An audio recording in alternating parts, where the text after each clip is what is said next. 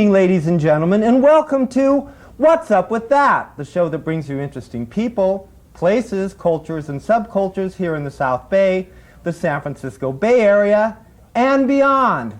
And tonight, what's up with naturists? What is a naturist? And what's the difference between a naturist and a nudist? Well, as you know, here in America, a lot of people have a problem with people walking around in the buff, especially in public where people can see them. Well, is this a cultural thing? I don't know. But here joining me in the discussion is Rich Pasco. He is a coordinator of the Bay Area Naturists, and he's going to help us out with this. Welcome to the show. How you doing, Rich? Fine, thank you. Well, I guess the first question is, what is the difference between a naturist and a nudist? Well, first of all, what they have in common is naturists and nudists are people who like to be without clothing. The term nudist is a more traditional American term, and it refers more to people who enjoy going to nudist resorts. The term naturist is brought in from the Europeans, and to me a naturist is someone who feels like he gets closer in contact with the natural world, with planet Earth, by shedding the barrier of clothing. So like a naturist is someone who goes out and talks to trees or something like that? Well, actually, the old tradition of American tradition of skinny dipping would be naturism. It's just about getting rid of this layer of clothing between ourselves and the world. And what's the importance of getting rid of this layer of clothing between yourself and the world? I mean, how does this all play into it? Well, mostly it feels good. Secondly, it provides a much more gentle way of being with the earth.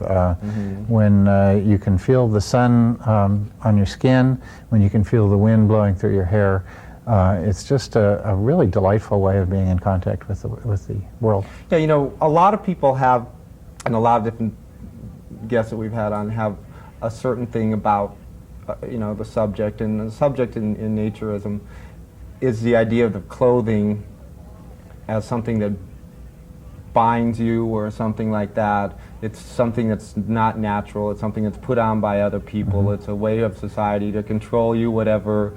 What do you feel about that? Well, we think that all clothing is a costume of some kind, and there's times where costumes are appropriate. When I go to work, I work as an engineer, and I dress in clothing that's appropriate for an engineer. When I come to a TV studio, I wear clothing that's appropriate for a TV studio. And when I go to the beach, I wear clothing that's appropriate for that, which is no clothing at all. Right. How long have you been a naturist? Well, I guess it depends on how you define the start. I discovered the joys of swimming nude when I was about 10 years old, and I took a swimming class at the YMCA, and it was an all-boys class, and it was swimsuits were prohibited in the pool at that time. When swimsuits were prohibited, you had to swim naked? In the YMCA pool, yes. Really? That was the tradition in the YMCA's, and that was the environment where I learned to swim. California law must have got involved in that situation at some point. Actually, what happened was the YMCA's were told to not discriminate on basis of gender, and they started admitting girls to the classes. And when they did that, they started requiring swimsuits. Now that, to me, in a sense, sounds like a sexist statement right there, because what's up with that? You know, why? Was there a difference there then in society? Does society view the naked male and the naked female in a different way?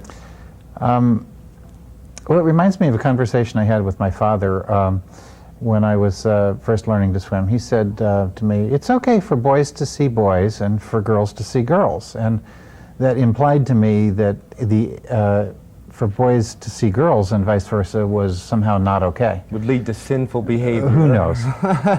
I basically didn't question that until I came to California to do graduate study, and found myself on Bonnie Doon Beach near Santa Cruz. And there everyone was nude, and I took off my clothing, and it felt wonderful. I knew I'd come home.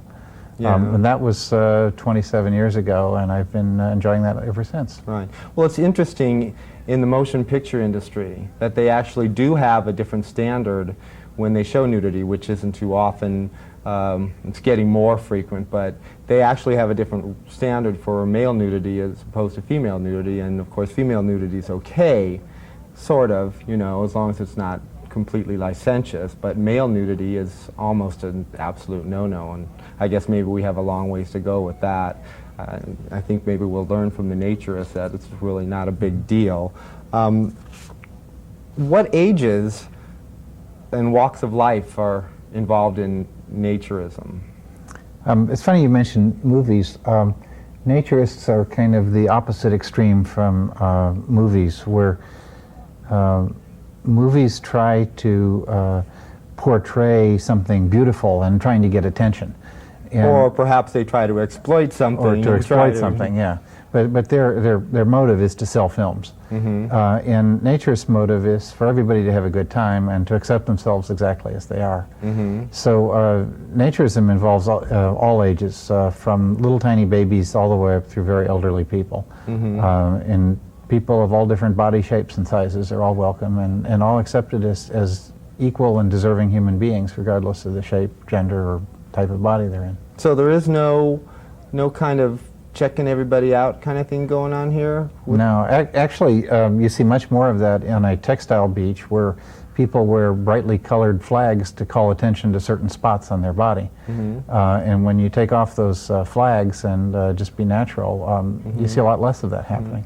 I think that's probably a real naturist mentality, because to be honest with you, when I was a kid, we would sneak, over to the trees around the nude beaches to check it out, and that's the curiosity or whatever. And again, it was me saying, my mommy told me that I shouldn't be doing something like that, and I think it's probably cool that you can just free yourself of all of that kind of stuff in society and say, hey, this is who I am. I guess that's your point, right? Well, yeah, anytime you have a culture of deprivation, it leads to really unhealthy curiosity and I mean, suppose, for instance, we lived in a society where we weren't allowed to let anybody see our mouths, and we always had to wear a veil or a bandana covering our mouth.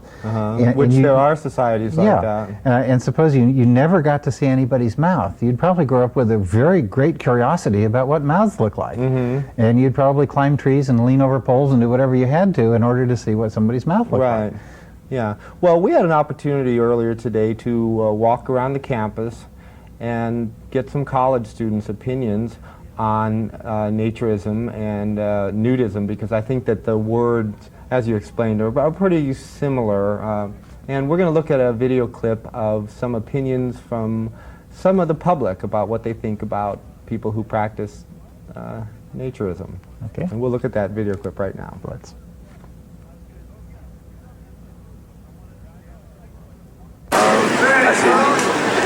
If they feel like they want to express themselves that way, it's fine with them. As long as they're not opposing themselves on any other people that don't want to do it. As long as they're not in a place where someone finds it offensive, I'm sure it's fine. Like, maybe they could have a separate, they have nudist beach and stuff. I'm sure that's fine, but I don't mind it. I wouldn't exactly appreciate it if they were just walking around campus like that, because it's like PDA. You don't really want to see it. You don't need to see it. Kind of like rent your own room, so they can... let's see. I guess I certainly would acknowledge that people have a right to do such. I'm not sure I would go so far as to say they have a right to do it in a public place that's accessible to anyone, because I do respect the rights of people who don't want to be exposed to that for one reason or another.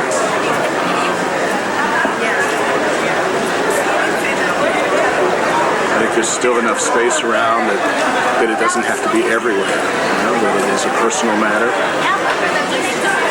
It essentially should be done in private. That's about it. Yes. I totally support it, because basically we're born naked, so we should be able to walk around. No, see, I kind of believe that to walk around in public, I don't necessarily think that it's right to be naked. But I mean, if you want to be naked and in public and feel free, then you should go to like a nudist colony, like where I guess it's acceptable, But it's only like that because our society thought that clothes is needed because, the Adam and Eve thing, and the whole Bible. And I just totally support the because if God really wanted us to walk around with clothes on, we would be born with some type of clothes on. Well, I don't know. If you're trying to make a statement, I guess, and and you feel that you need to do so by walking around naked, then I guess so be it. But on an everyday basis, just to walk around nude, it's kind of, I don't know, I think that's kind of odd though. But I mean, I can see it from your point of view too. I think like being naked like is like a symbol of freedom. So, Oh well, yeah, no, I yeah. agree with that too. But Freedom. Like, you know, your own rights, like walk around in your own body. Ask us more questions. It's an interesting lifestyle. It's not one that I choose, but you know, if they want to do that and the people around them want to do that, it's fine.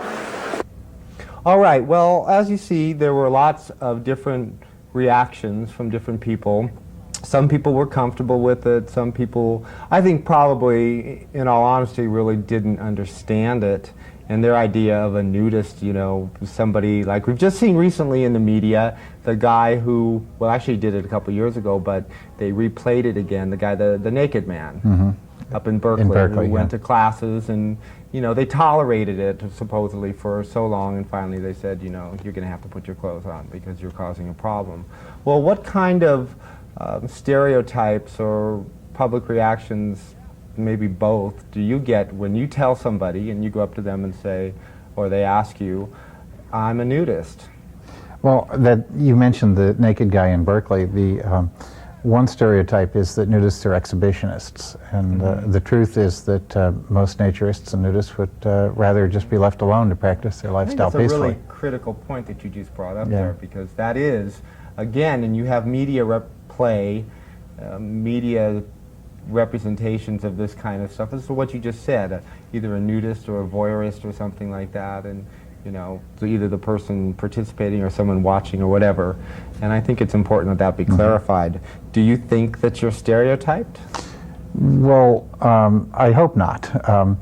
The kind of reactions I get personally are as varied as the people that I choose to share my lifestyle with.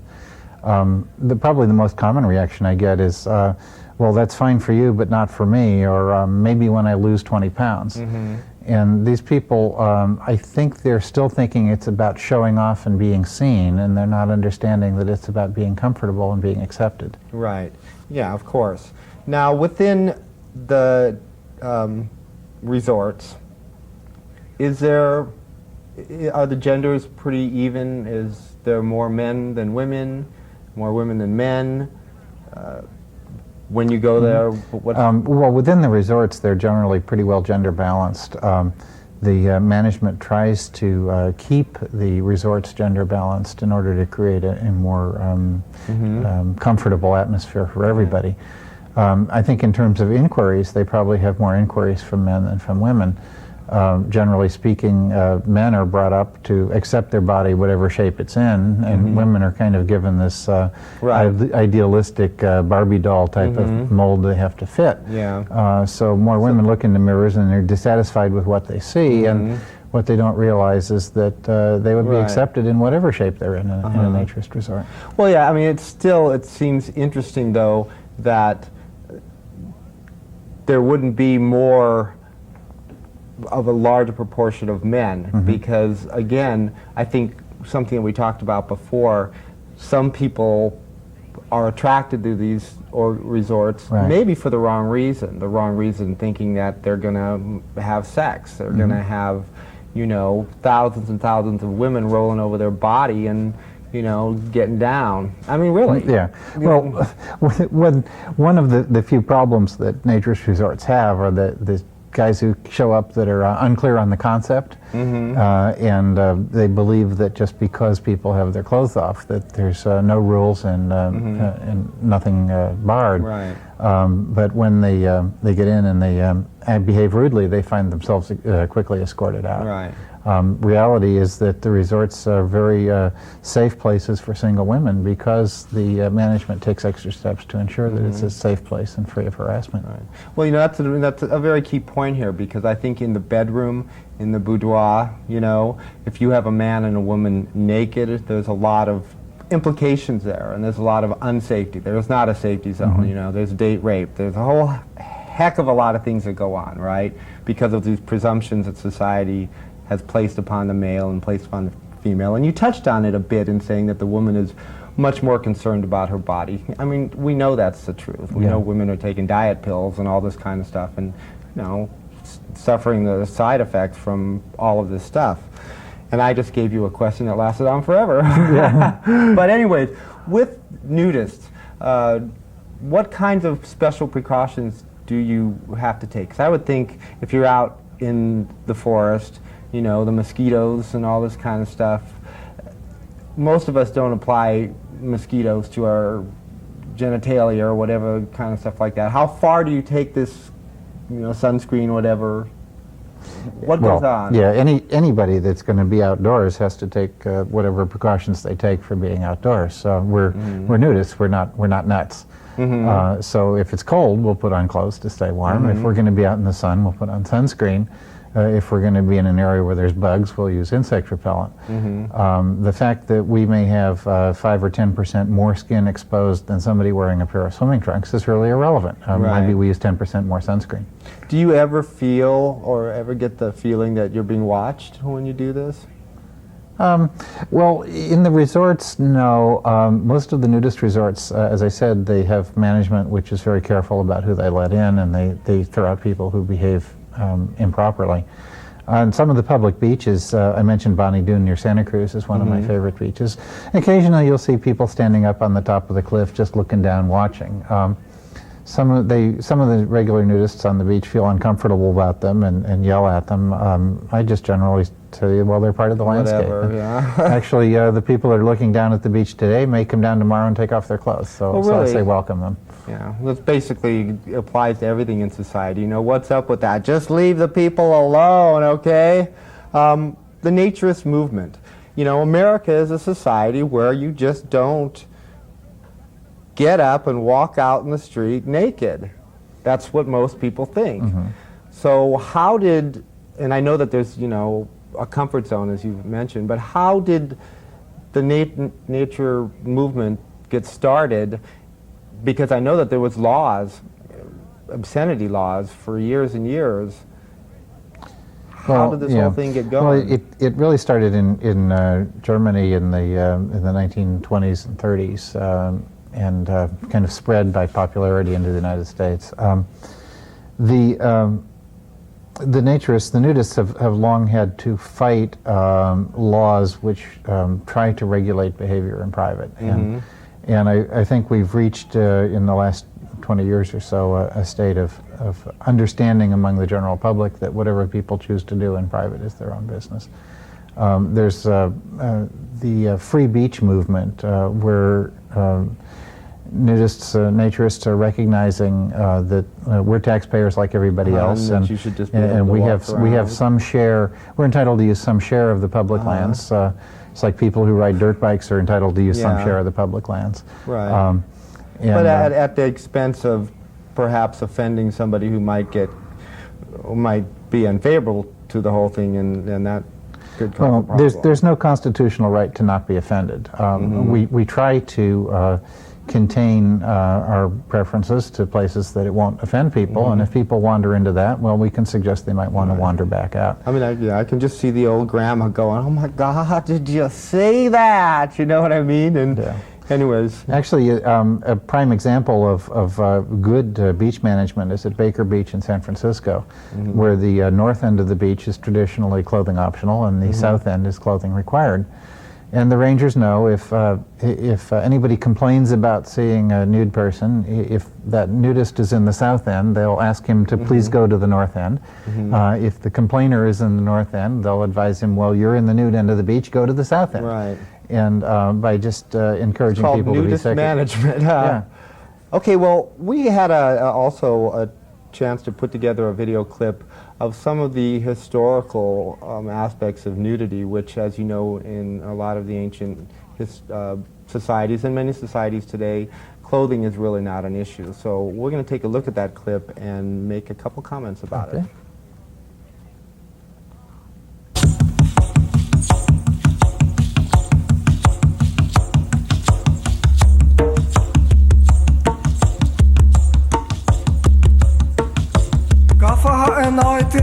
Annan traktar vi med. Kaffe har en night in a fredag to a.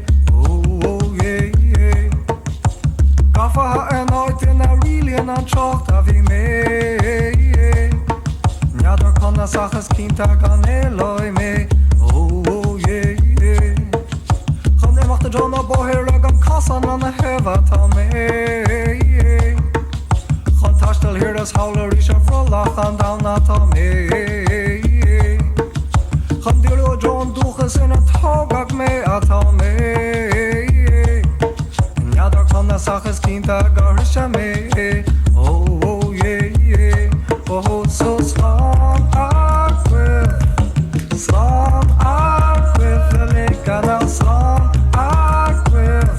Agus pull me le very sharp ball. Oh slam aquif,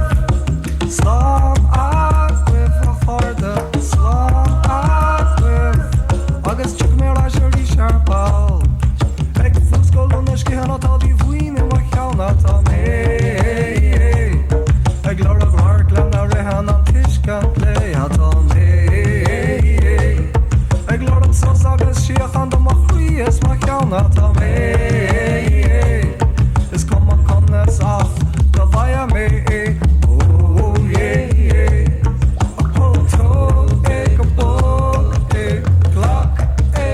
Well, as you can see from the video clip, naturalism, nudity is really not a big issue for a lot of the world. In America, it does seem to be an issue. What do you think are some of the social issues that the nudists face here in the U.S.? Well, I think a lot of the United States population was the people whose religion was so strong and so oppressive that they weren't welcome in Europe, and they were sent to North America as a way of getting rid of them. And so we have perhaps a larger than usual collection of people whose moral code involves telling everybody else what to do. Yeah, isn't that so true? Isn't that just about everybody you know? How about, okay, you mentioned children as naturists, and I think there's a question in there. There's always a question when you're involving children is, you know, how much of a child, children's rights and all this kinds of stuff, and is that exploitive or whatever? And what's the feeling with a naturist as far as letting the whole family buff it? Yeah, I mean, usually naturist families practice their lifestyle together. I think in most families, the child would naturally run around with no clothes on until their parents teach them that they have to always be covered. And what naturist parents teach their children is really no different, other than there's places you need to be covered. You need to wear clothes to go to school, and you need to respect the rights of other people that you might see. But they allow the possibility that in the swimming pool with the family, going to the club or the resort, that's a safe place to go without clothing. Okay, we're going to talk a little bit about what you enjoy most about being a naturist when we return to the studio after a short break. Okay. Hi, I'm here with the crew of What's Up With That to remind you to always have safe sex. Sometimes we party a little bit too much and we drink a little bit too much and we forget that there's an epidemic out there, and the epidemic is AIDS. And AIDS is killing people every day, and it continues to kill people. So let me give you some advice. Wear a condom. Always bring a condom with you. Only then can we really fight the AIDS virus. And with that, remember, always, always play safe.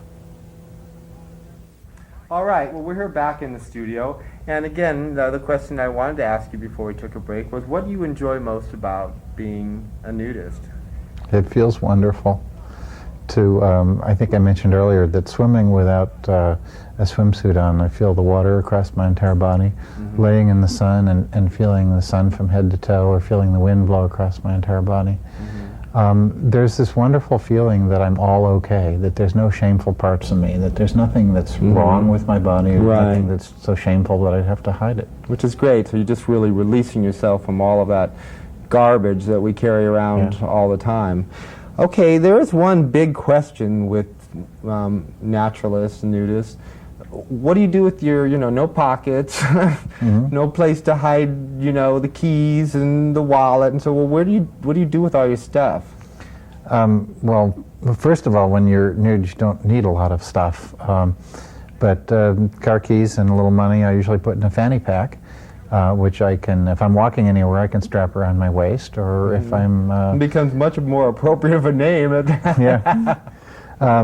It's one of the things I found is that nudist resorts are some of the safest places. That you could leave your wallet on the blanket when you go into the pool, and it'll be there when you come back. We trust one another. After all, if someone were to make off with it, they wouldn't have a pocket to put it in either.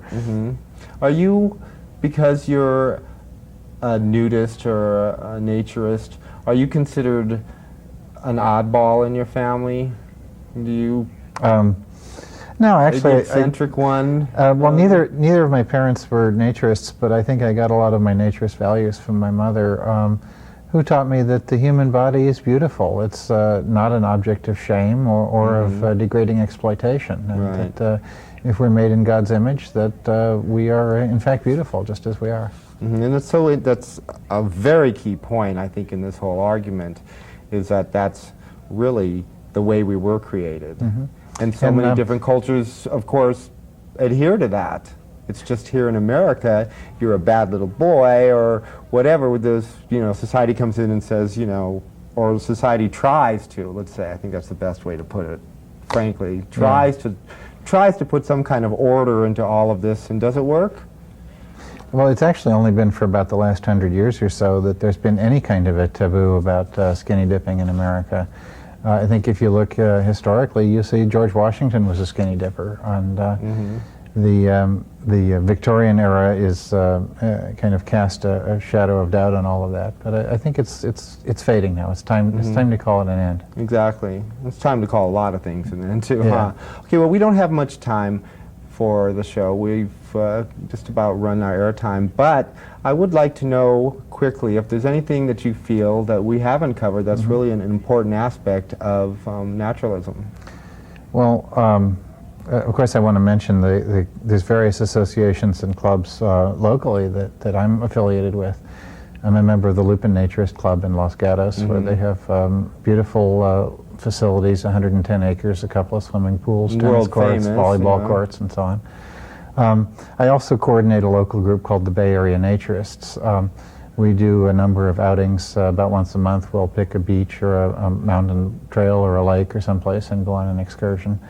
And every September we participate in the Coastal Commission's Adopt a Beach cleanup drive. We adopt a local beach and haul a bunch of trash off of it and show that we are indeed concerned for the environment. All right. Well, thank you very much. That's all the time we have for What's Up With That. I'd like to thank our guest, Rich Pasco, for coming on the show. Hopefully the audience has learned a whole lot more about nudism and the whole thing that's going on. And if you're walking down the street and you see something interesting and you wonder to yourself, hey, what's up with that? Well, tune into our show, What's Up With That, and maybe you'll find exactly what you're looking for. We'll see you next week on What's Up With That. Good night, everybody.